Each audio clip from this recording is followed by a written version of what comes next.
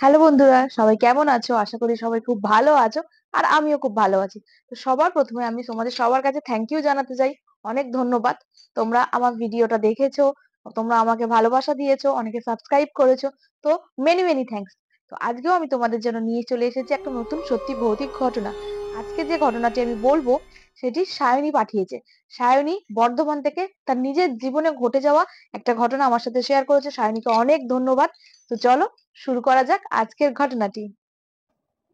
তো সায়নী যে ঘটনাটি আমাকে পাঠিয়েছে বর্ধমান থেকে, তার নিজের জীবনে ঘটে যাওয়া একটা ঘটনা কিন্তু সে শেয়ার করেছে। সে যেভাবেই বলেছে সেইভাবে হুবহু আমি তোমাদের সাথে শেয়ার করছি। তো সায়নীর জীবনে যে ঘটনাটি ঘটেছিল, তখন সায়নী ইউনিভার্সিটিতে পড়তো। স্কুল কলেজের গণ্ডি পেরিয়ে তখন সে সবে ইউনিভার্সিটিতে পা দিয়েছে। ইউনিভার্সিটিতে পা দেওয়ার পরেই তার ভালো ৪ জন বন্ধু হয়ে যায়। মানে তাকে নিয়ে মোট ৫ জনের একটা ভালো গ্রুপ তৈরি হয়। সায়নী, রাতুল, লতা, দেবু আর মাধব। তো রাতুল, দেবু যারা ছিল ঠিকঠাক ছিল। সায়নী একটু বেশি সাহসী প্রকৃতির ছিল। মানে একটু টমবয় টাইপের। যা হবে দেখে নেব, যা ইচ্ছা হয় তাই করব, এইরকম ধরনের। মানে খুব উচ্ছ্বাস প্রকৃতির। আর লতা মেয়েটি ছিল একটু চুপচাপ। মানে লতা কি ছিল একটু ইন্ট্রোভার্ট টাইপের ছিল। বাট ওদের সঙ্গে বেশ ভালোই তাল মিলিয়ে চলতো। বাইরের কারোর সাথে একটু মিশতে একটু হেজিটেট করতো। তো মাধব যে ছিল সে একটু আধ্যাত্মিক প্রকৃতির ছিল। মানে ঠাকুর দেবতা নাম করা, মন্ত্র উচ্চারণ করা সেই জিনিসগুলো কিন্তু করতো। তো ৫ জনের জীবন বেশ ভালোই কাটছিল দেখে শুনে, হ্যাঁ, হেসে হেসে খেলে ভালোই ওদের জীবন কাটছে। তো হঠাৎ করে ওদের মাথায় একদিন কি এলো যে প্ল্যান চেট করব। সবাই করে, চল আমরাও একদিন করে দেখি কিরকম হয়। তো বিশেষ একজনকে ওরা ডাকতে চেয়েছিল, বাট সেই জিনিসটা আমাকে বলেনি যে কাকে যা ডাকতে চেয়েছিল। সেটা পার্সোনাল রেখেই আমাকে ঘটনাটা পাঠিয়েছে। তো সায়নীর বাড়িতে একদিন কেউ ছিল না। কোনো একটা অমাবস্যার রাতে সায়নীর মামার বাড়িতে কালী পুজো ছিল। সামনে পরীক্ষার নাম করে সায়নী মামার বাড়ি যায়নি। আর সবাইকে তার বাড়িতে ডেকে নিয়েছিল। সবাই বলেছিল যে গ্রুপ স্টাডি করব, সেই জন্য আমরা সায়নীর বাড়িতে যাচ্ছি। সেদিন ছিল অমাবস্যা।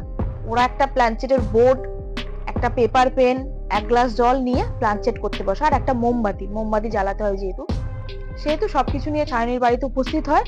রাত তখন কটা, ওই ১১টা সাড়ে ১১টার পরে সবাই খাওয়া দাওয়া করে একদম হাত মুখ ধুয়ে বসে পড়ে প্ল্যানচেটের উদ্দেশ্যে। ভালো কথা, সায়নীর ওপরের ঘরে এই জিনিসটা হচ্ছে। যে বন্ধ একটা ঘর ছিল, অনেক কষ্টে চাবি জোগাড় করেছিল সায়নী, সেই ঘরেই ওরা এই জিনিসটা শুরু করে। তো প্রায় ১ ঘন্টা কেটে যাওয়ার পরে যখন ওরা দেখছে মোমবাতি জ্বালিয়ে প্ল্যানচেট বোর্ড নিয়ে সবাই সবার হাত ধরাধরি করে বসেছে, কিছু হচ্ছে না, কিছু ওদের ফিল হচ্ছে না যে একটা দমকা হাওয়া দেয় দেয়, এসব কিছুই হচ্ছে না। জানি না ওদের হয়তো কনসেন্ট্রেশন লেভেলের, ওরা মনে করছে যে কারোর কিছু আপ ডাউন করছে, কেউ হয়তো বেশি মনে করছে, কেউ হয়তো কনসেন্ট্রেট করতে পারছে না। কিন্তু যে জিনিসটা হয়েছিল, যাকে ডাকতে চেয়েছিল সে আসেনি। ভুলবশত অন্য একজন এসেছিল, তাও সেটা অন্য একজনের গাফিলতিতে। তোমরা শুনতে থাকো গল্পটা, আমি পুরোটাই বলছি। মানে চমক দেখবে কেমন হয়। তো ওরা যখন ১ ঘন্টা পর দেখলো যে জিনিসটা হচ্ছে না ঠিকঠাক, মাধব তখন বললো যে এই জিনিসটা ঠিকঠাক হচ্ছে না, চল উঠে পড়ি। তো ওরা যখন ওঠা তোড়জোড় শুরু করেছে, হঠাৎ কি হলো, দরজা জানলা কিন্তু বন্ধই ছিল। মোমবাতিটা ছিল যেটা, দুপ করে নিভে গেল। আর যেটা ১ গ্লাস জল ছিল, জলের যে মানে গ্লাসটা ছিল সেটা উল্টে ধম করে পড়ে গেছে। পড়ে জল পুরো চারিদিকে, জল থই থই, মোমবাতি নিভে গেছে। মাধব যে ছেলেটি ছিল সে যেহেতু আধ্যাত্মিক প্রকৃতির একটি ছিল, ও বুঝতে পেরেছিল যে কিছু একটা সমস্যা কিন্তু এবার শুরু হতে পারে। মানে ও তখন তাড়াতাড়ি করে উঠে মোবাইলের ফ্ল্যাশ লাইট জ্বালিয়ে আলোগুলো জ্বালিয়ে দিয়েছিল ঘরে। আলো জ্বালানোর পরে ওরা যেটা দেখতে পায়, দেখছে লতা বলে যে মেয়েটি ছিল, যে একটু চুপচাপ প্রকৃতির ছিল, ও অজ্ঞান হয়ে পড়ে আছে মেঝেতে। ওইটা দেখে না ওরা ৪ জন ভ্যাবাচাকা খেয়ে যায়। মানে ওদের ভয়ও লাগছে, ভয়ের থেকে বেশি ওরা ভয় মানে ভ্যাবাচাকা খেয়ে যায়। এবার যে এটা নিয়ে কি করব, হঠাৎ করে কেন অজ্ঞান হয়ে গেল। ও ধরাধরি করে সায়নীর ঘরে নিয়ে যায়, ওকে বেডে শুইয়ে দেয়। শোয়ানোর পরে জ্ঞান ফেরানোর চেষ্টা করে, অনেকক্ষণ পরে জ্ঞান আসে। জ্ঞান আসার পরে লতার প্রচুর জ্বর, মানে গা পুরো পুড়ে যাচ্ছে। তো সেদিন রাতটা সায়নীর বাড়িতে যা ওষুধ ছিল সেই ওষুধগুলো দেয়, দিয়ে লতা খাওয়ার পরে একটু জ্বরটা কমে। পরের দিন যে যার বাড়ি চলে যায়। পরের দিন কোনো সমস্যা হয়নি। তো একদিন পর লতার বাবা সায়নীকে ফোন করেছে যে লতাকে আহ একটু আগে খুঁজে পাওয়া যাচ্ছিল না, ওকে শ্মশানে পাওয়া গেছে। তারপর ও বাড়িতে আসার পরেই উল্টো পাল্টা আচরণ শুরু করেছে। ভুলভাল বকছে, আমার মেয়েটা কেমন করছে, তোমরা শিগগিরই এসো। তোমাদের বাড়িতে গ্রুপ স্টাডি করে আসার পর থেকে ওর জ্বর ছিল, তারপর থেকেই ও এরকম ভুল বকতে শুরু করেছে বাড়ি আসার পরে। এইটা শুনে না সায়নীর জাস্ট মাথা ঘুরে যায় যে তাহলে কি সত্যি সত্যি লতা পজেসড হয়েছে, কেউ ওকে পজেসড করেছে। মানে এটা যেহেতু সায়নী বিশ্বাস করতো না, একরকম জেদাজেদি করেই কিন্তু এই প্ল্যানচেটটা সায়নী করেছিল। মানে ওরই একটু বেশি ইন্টারেস্ট ছিল যে চল দেখবো কি হয়, এটা কি সত্যি আদেও হয় নাকি। বাট ওর যে এই একটা জেদের কারণে একটা মানে মানুষের জীবনে কত বড় অন্ধকার ঘনিয়ে আসতে পারে সেটা শুনতে থাকো তোমরা। তো ওরা চারজন সায়নীর এই লতার বাড়িতে গেল সায়নীকে নিয়ে। ওরা যেটা গিয়ে দেখলো, লতার বাবা তো ওদেরকে দেখেই হাউমাউ করে কেঁদে ফেলেছে, কারণ লতার মা ছিল না, খুব ছোট বয়সে লতার মা মারা যায়। তো তখন সায়নীকে কে লতার বাবা বলছে যে মা, আমার মেয়েটার কি হলো, আমি ওকে নিয়ে কি করে থাকবো, ওর যদি কিছু হয়ে যায় আমি কি নিয়ে বাঁচবো, আমার মেয়েটা কেমন করছে, তোমরা কিছু একটা ব্যবস্থা করো। তো ওরা যেটা ঘরে গিয়ে দেখলো, মানে সেটা বিস্ময়ের থেকে বড় কথা ভয়, ভয় ওরা পেয়েছিল। ওরা দেখছে সায়নী নিজের গা কাটছে, নিজেকে আঘাত করছে, গাটা ফালা করে কাটছে, কাউকে কাছে আসতে দিচ্ছে না। ওরা কিছু মানে বলতে গেলে বা ওরা ঘরে ঢুকতে গেলে হাতের কাছে যা পারছে ছুঁড়ে মারছে, খালি দুলছে দুলছে গা কাটছে, আর যে রক্তটা যেটা বেরোচ্ছে সেটাই নিজের গা হাত পায়ে মাখছে। মানে ভাবা যায়, মানে দৃশ্যটা ভাবো, সেই রক্তটা নিজের গা হাত পায়ে মাখছে, নিজে খাচ্ছে, আর অদ্ভুত রকম ভাবে একটা মানে বিকট হাসির শব্দ করছে, বলছে যে আহা কি সুন্দর, কি টেস্ট, মানে এই ধরনের কথাগুলো বলছে। তো ওরা দেখে সায়নী তো ঘর থেকে ছুটে বেরিয়ে হাউমাউ করে কাঁদছে, নিজেকে দোষারোপ করছে যে হয়তো আমার জেদের জন্যই আজকে লতার এই অবস্থা। তো সায়নী লতার বাবাকে জিজ্ঞেস করলো যে কি হয়েছিল পুরো ব্যাপারটা। লতার বাবা যেটা বললো যে ওদের বাড়ি থেকে ফিরে আসার পরে লতার প্রচুর জ্বর ছিল, তো জ্বরের ওষুধ ওর বাবা দিয়েছিল। রাত্রেবেলা যেটা হয়েছিল, রাত্রেবেলায় লতা কোন সময় ঘর থেকে বেরিয়ে পাশের যে শ্মশান ছিল শ্মশানে চলে গেছে। শ্মশানে যে চিতা জ্বলছিল সেই চিতাতে ঝাঁপ দেওয়ার চেষ্টা করেছিল লতা। ওখানে যারা ছিল তারা লতাকে ধরে নেয়, ধরে তাড়াতাড়ি করে বাড়ি পাঠিয়ে দেয়। ভাবে যে লতার কোনো মাথার ডিফেক্ট হয়েছে, কোনো মানসিক আঘাত থেকে হয়েছে। লতার বাবা হঠাৎ করে মাঝ রাত্রে বেলায় বাড়িতে লোকজনের আওয়াজ শুনে তাড়াতাড়ি করে দরজা খুলে দেখে যে কয়েকজন লোক লতাকে ধরে দাঁড়িয়ে আছে, বলছে যে আপনার মেয়ে এরকম এরকম করতে চেয়েছিল, আমরা ধরে বাড়ি পাঠিয়ে দিয়েছি, তো আপনি এবার সামলান। তো সেদিন সারা রাত লতার বাবা ঘুমায়নি, লতাকে ঘরের মধ্যে আটকে রেখেছিল, আর ও ঘরে নাকি ভীষণ চিল্লাচ্ছে, যেহেতু ওর বাবা আটকে রেখেছে, বাবাকে বাজে বাজে গালিগালাজ করছে, খিস্তি খাস্তা দিচ্ছে, মানে খুব বাজে বিহেভিয়ার করছে। ওর বাবা কিছু বলতে গেলে ওর বাবাকে যা জিনিসপত্র ছিল ছুঁড়ে মারছে, আর শুধু বলছে আমাকে শ্মশানে নিয়ে চল, আমাকে শ্মশানে নিয়ে চল। তো যাই হোক, লতা বাবা বুঝতে পেরেছিল যে এটা কোনো পজেশনের ঘটনা। পরের দিন সকালেই ওদেরকে ফোন করে সব জিনিসটা জানায়। তো মাধব যে ছেলেটি ছিল, যেহেতু সে একটু আধ্যাত্মিক প্রকৃতির ছিল, আমি আগেও বলেছি, ও পুরো ব্যাপারটা শুনে বলল যে এখন ভেঙে পড়ার মতো সময় নয়, এখন আমাদেরকে সবাইকে একজোট হয়ে লতার পাশে দাঁড়াতে হবে, ওকে সুস্থ করতে হবে। যাই ভুল হয়েছে সেটা সায়নের একার দোষে হয়নি, সবার দোষে হয়েছে, কারণ সবাই সেখানে উপস্থিত ছিল। তো ওরা কি করলো তখন, মাধব বলল আমার একজন পুরোহিত আছেন চেনা জানা, আমি তাকে ফোন করে পুরো ঘটনাটা বলছি। তো যেমন কথা তেমন কাজ, মাধব পুরো ঘটনাটাই পুরোহিতকে ফোন করে বলে।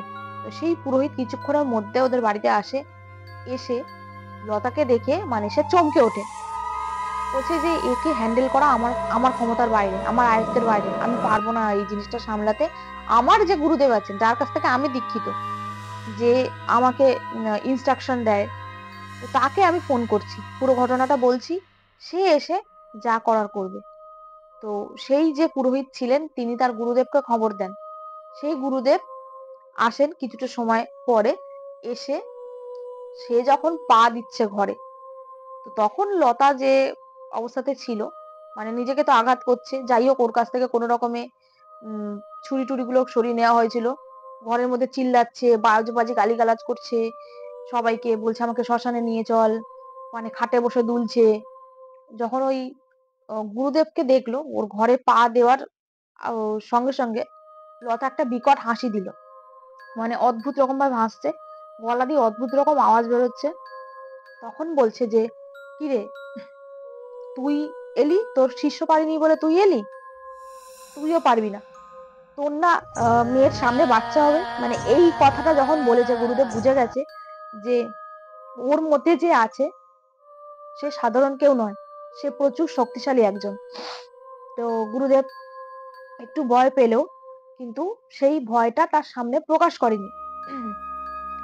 যাই হোক, গুরুদেব বলল যে আমি সবাইকে একটা করে লাল সুতো দিয়ে যাচ্ছি, তোমরা লাল সুতোগুলো যে যার গায়ে পরে নাও। একটা মন্ত্রপুত ফুল, একটা ঘটের জল ছিল, সেই ফুলটা ঘটের জল দিয়ে চারিদিকে ছড়িয়ে দেওয়ার সঙ্গে সঙ্গে একটা বিকট চিৎকার করে লতা আবার জ্ঞান হারায়। আর একটা মানে কি বলবো, একটা অবয়ব মতো, একটা সাদা হালকা একটা ধোঁয়ার মতো, একটা মেঘের মতো লতার জানলা দিয়ে বেরিয়ে যায়। তো গুরুদেব যা বোঝার বুঝে গেল। লতা অজ্ঞান হয়ে যাওয়ার পরে ওদের যে লাল সুতোটা দিয়েছিল সেটা লতার হাতেও বেঁধে দেওয়া হয়। আর বলা হয় যে আমি আজকে এখানে যজ্ঞ করব, একটা কালী পুজো করবো ছোট করে, আমার এই সরঞ্জামগুলো লাগবে, তো আমার সাথে দুজন চলো, সেগুলো কিনতে হবে, আমি ফর্দ দিয়ে দিচ্ছি, তোমরা কিনে নাও, আমি বাড়ি থেকে ঘুরে আসছি। সরি। তো এইটা ওরা চলে যাওয়ার পরে বাজারে, বাড়িতে শুধু সায়নী ছিল আর দেবু ছিল, আর রাতুল আর মাধব যে ছিল তারা বাজারে গেছিল লতার বাবার সাথে। পুরোহিত তার তার যে গুরুদেব ছিলেন তিনারা চলে গেলেন। তো সায়নীরা যখন রান্না বান্নাতে ব্যস্ত ছিল, সায়নী আর দেবু, লতা ঘরে ঘুমাচ্ছে, দেবু মাঝে মাঝে এসে দেখে যাচ্ছে। হঠাৎ করে আহ দেবু যখন ঘরে এসছে কিছুক্ষণ পরে দেখে সায়নী নেই, এই লতা নেই। লাল যে সুতোটা ছিল ওটা ওর বিছানার উপরে খোলা, লতা নেই। চারিদিকে খোঁজ খোঁজ খোঁজ খোঁজ, হঠাৎ করে দেখছে বাগানে লতা ছুটছে, সাথে একটা কেরোসিনের জার। ভাবতে পারছো, সাথে একটা কেরোসিনের জার, একটা দেশলাই কাঠি নিয়ে লতা বাগানে ছুটছে। ওরা বাগানে যাওয়ার আগেই লতা নিজের গায়ে খালি কেরোসিন ঢালছে, কেরোসিন ঢাকছে, সবে দেশলাইটা জ্বালাতে যাবে সঙ্গে সঙ্গে দেবু ওকে টেনে নিয়ে এসে একটা ঠাস করে চড় মেরেছে জোরে। মানে বলা হয় কেউ যখন পজেসড হয়, পজেশনের ঘটনাতে মারলে নাকি যে ভেতরে আছে তার গায়ে আঘাত লাগে, সে তখন ছেড়ে চলে যায়। মানে ওকে একটা ঠাস করে চড় মেরেছে খুব জোরে, মারাতে ও আবার একটু ঝিমিয়ে পড়ে, মানে অজ্ঞান হয়নি, একটু ঝিমিয়ে পড়ে। তো ওকে দুজন মিলে ধরাধরি করে ঘরে এনে সায়নী ওকে ড্রেস ট্রেস চেঞ্জ করিয়ে ওকে চান করিয়ে আবার বিছানায় শুইয়ে দেয়। আবার গুরুদেবকে ফোন করে জানায় যে লতা কিন্তু গায়ে আগুন দিতে গেছিল। গুরুদেব বলছে এই ভয়টাই তো আমি পেয়েছিলাম, যে আছে ওর ভিতরে সে ওকে নিয়ে চলে যেতে চায়, মানে সে ওকে ওর জগতে নিয়ে চলে যেতে চায়, সেও হয়তো ওকে চেনে। গুরুদেব এই কথাটাও বললো ফোনে। তো ওরা তখন কি করেছে, রান্না বান্না ছেড়ে দিয়ে অনলাইন খাবার অর্ডার করিয়ে নিল। লতা শুয়ে আছে, ওর সামনে ওরা বসে আছে, সেই লাল সুতোটা বেঁধে দিয়েছে লতার গায়ে। তো যাই হোক, এই করে সন্ধে হলো। সন্ধেবেলায় একটা কালী ঠাকুরের ছবি নিয়ে এসেছিল, মানে ফ্রেম, যাগযজ্ঞের একটা ব্যবস্থা করা হলো। এটা কিন্তু লতার ঘরেই করা হচ্ছে, যেহেতু ঘরটাকেও শুদ্ধ করতে হবে। তো যাই হোক, লতা শুয়ে আছে, লতার ঘরে 3টে জানলা ছিল, একটা দরজা ছিল। তো গুরুদেব বলেছিল যে আমি একটা সময় বলবো, তোমরা তখন গিয়ে দরজা আর জানলার সামনে আমি যে জিনিসগুলো দেবো সেগুলো ছড়িয়ে দেবে। যাগযজ্ঞ সবে শুরু হয়েছে। 10 মিনিট যাওয়ার পরে কালী ঠাকুরের যে ছবিটা ছিল, যে ফ্রেমটা, সেটা না আপনা আপনি চচ্চর চচ্চর করে ভেঙে যায়, মানে কাঁচগুলো ভেঙে মাটিতে পড়ে। সায়নী যখন আমাকে গল্পটা মানে পাঠিয়েছে ফেসবুকে, যে রেকর্ডিং এর মাধ্যমে, ও যখন বলছিল, ওর যে ভয়েসটা আমি শুনেছি, যেন মনে হচ্ছে ওর চোখের সামনে এখনো সেই ঘটনাটা ভাসছে। তো চচ্চর চচ্চর করে ভেঙে পড়ার পরেই গুরুদেব বলছে তোমরা তাড়াতাড়ি রেডি হয়ে নাও, দরজা জানলাগুলো বন্ধ করে তোমরা যে ফুল আর সর্ষেটা আমি দিচ্ছি, সর্ষে ছিল, ফুল ছিল, আর একটা হয়তো মন্ত্রপুত জল ছিল, সেগুলো দরজা জানলার সামনে ছড়িয়ে দাও। ছড়িয়ে দেওয়ার পরে মানে লতার রিয়াকশন, লতা যে শুয়েছিল যে মেয়েটা, সে পুরো শটান উঠে বসেছে, উঠে বসে চিৎকার করছে। মানে কি হয়েছিল, গুরুদেব চেয়েছিল যে যে ওকে ধরেছিল, যে ঘোস্ট মানে ভূত ওকে ধরেছিল, সে ঘরের ভেতরে চলে আসুক, আসার পরে যেন আর বেরোতে না পারে। দরজা জানলাগুলোতে এবার বন্ধ করে দিয়েছে মন্ত্রপুত জল টল দিয়ে, সে তো বেরোতে পারছে না। আর সে গালাগালি শুরু করেছে, যা জিনিসপত্র পাচ্ছে ভাঙছে, ভাঙছে, ভাঙচুর করছে, কিন্তু কারোর গায়ে আঘাত করতে পারছে না, যেহেতু সবার গায়েতে ওই লাল একটা সুতো বাঁধা ছিল, যেটা পরা সুতো, দেহবন্ধন করা ছিল। তো লতা বিছানায় উঠে বসার পরে এই জিনিসগুলো শুরু করেছে, লাফাচাপি শুরু করেছে ঘরের মধ্যে। তখন গুরুদেব কি করেন, ওনার কাছে একটা বড় লাঠি টাইপের ছিল, সেটা দিয়ে ওকে দুঘা মারে, মেরে ওকে একটা আসনে বসায়। সে তো কিছুতেই বসবে না। 4-5 জন মিলে ধরে, সেই পুরোহিত ছিল, ওকে ধরে আসনে বসায়। আসনে বসানোর পরে ওর কপালে, গুরুদেবের কাছে একটা ত্রিশূল ছিল, শিব ঠাকুরের ত্রিশূলটা ওর কপালে ছোঁয়াতে ও চিৎকার করছে, চিৎকার জুড়েছে। তো ওকে যখন বলা হচ্ছে যে তুই একে কেন ধরেছিস, কোথা থেকে এলি, তখন ওরা বলছে, মানে ও লতা বলছে যে এরা 2 দিন আগে প্ল্যান সেট করছিল, লতা আমাকে ডেকেছে বলেই আমি এসেছি। এরা না ওই কথাটা শুনে যে লতা আমাকে ডেকেছে বলে আমি এসেছি, জাস্ট অবাক হয়ে যায়, মানে চমকে যায়। ওরা বলে যে আমরা যাকে ডেকেছি সে তো, আর এ তো মানে আলাদা হওয়ারই কথা, তো এ লতা তাহলে কাকে ডেকেছে? তখন মানে গুরুদেব বলছে তুই কে, লতাকে তুই চিনতিস, লতা তোকে চেনে? বলে হ্যাঁ। তখন ওরা আরোই অবাক হয়ে যায় যে তুই তাহলে চিনতিস, মানে কে তাহলে? তাহলে 4 জন আলাদা একজনকে ডেকেছে আর একজন অন্য একজনকে ডেকেছে, এই জিনিসটা হয়েছিল। ওদের মধ্যে যাদের ডাকার কথা ছিল, লতা কিন্তু অন্য একজনকে ডেকেছিল, যার জন্য ও পজেসড হয়েছিল। তো তখন যে ঘটনাটা শোনা যায় অনেক কিছু করার পরে, সে তো মুখ খুলবে না, সে শুধু বলছে আমি লতাকে নিয়ে যাব আমার সঙ্গে। যে ঘটনাটি ঘটেছিল, লতা যখন কলেজে পড়তো, কলেজে ওঠার সঙ্গে সঙ্গে না ওকে একজনের ভালো লাগে, মানে সে লতাকে লাইক করতো, লতাকে ভালোবেসেও ফেলে। লতাও হয়তো একটু মনে মনে লাইক করতো, বুঝতে পারতো জিনিসটা। ডিপার্টমেন্টে সবাই ওকে বলতো যে ওই নামের ছেলেটি তোকে খুব ভালোবাসে, তোকে খুব লাইক করে, কিন্তু সে কোনোদিন লতাকে বলে উঠতে পারেনি। আর লতাও যে মনে মনে তাকে একটু ভালো লাগতো, লতাও সেই জিনিসটা মুখ ফুটে বলতে পারেনি, কারণ একটা বাবার ভয় আছে, যেহেতু তার মা ছিল না। ইতিমধ্যে কলেজে ওঠার পরে লতার বাবা 3rd ইয়ার যখন হয়ে যায়, মানে 3rd ইয়ারের শেষের দিকে এবার ইউনিভার্সিটিতে ভর্তি হবে, সেই সময় লতার বাবা সম্বন্ধ ঠিক করে একটা লতার জন্য। কথা হয় যে ইউনিভার্সিটি শেষ হওয়ার পরে লতার বিয়ে হবে সেই জায়গায়। তো একটা সম্বন্ধ মোটামুটি ঠিক করে রাখে। তো লাস্টের দিন লতাকে সেই ছেলেটি কথাটি বলে যে আমি তোমাকে ভালোবাসি, আমি তোমাকে বিয়ে করতে চাই। লতা যথারীতি রিজেক্ট করে দেয় যে না না আমার, লতা কেননা তখন ভেবেছিল যে ওর বাবা যেখানে বিয়ে দেবে সেখানেই সে করবে। রিজেক্ট হওয়ার পরে ছেলেটি সেই জিনিসটা নিতে পারেনি, অনেকবার লতাকে বলেছে, সেই জিনিসটা নিতে পারেনি। লতার সঙ্গে যেহেতু কোনো যোগাযোগ ছিল না, সেই ছেলেটি সুইসাইড করে, মানে লতার জন্য ছেলেটি সুইসাইড করে। সুইসাইড করার পরেই লতার পেছন পেছন নাকি সে ঘুরতো, তার আত্মাটা ঘুরতো। মানে লতা সেই জিনিসটা শোনার পরে নাকি কিছুদিন একটু ভেঙেও পড়েছিল। লতার বাবা লাস্টে বলল যে হ্যাঁ আমার মেয়েকে আমি দেখেছিলাম প্রায় বিগত মাস 2 একটু চুপচাপ হয়ে থাকা, ঠিক মতো না খাওয়া, ঠিক মতো ঘুম না হওয়া। মানে লতা একটু ভেঙেও পড়েছিল যে আমার জন্য একজন চলে গেল, আমার জন্য তাহলে কি সত্যিই ভালোবাসতো আমাকে? তো যাই হোক, লতা তারপরে আর সেই জিনিস নিয়ে অত বেশি ভাবেনি, কারণ তাদের মধ্যে কোনো প্রেমের সম্পর্ক ছিল না। লতা কিন্তু কোনোদিনই তার প্রেমটাকে স্বীকার করেনি। তার একটা মানে সে তাকে লাইক করতো, লতারও একটু ভালো লাগতো আর কি, এইটুখানি। ছেলেটা যে পরিমাণ ভালোবাসতো, লতা কিন্তু সেদিকে একদমই ছিল না। লতা চেয়েছিল তার বাবা যেখানে বিয়ে দেবে, যেখানে ভালো বুঝবে, সেখানে সে সেটেল হবে।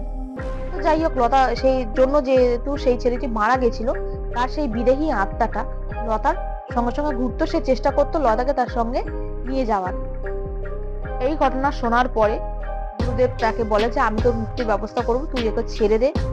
ও তো সেই ছেলেটি বলে যে না, এরা যখন প্ল্যান সেটে বসেছিল, একমাত্র লতা কিন্তু আমার কথাই ভেবেছিল, আমাকেই ডাকছিল বারবার যে আমি কেন সুইসাইড করেছি সেটা লতাকে খুলে বলার জন্য।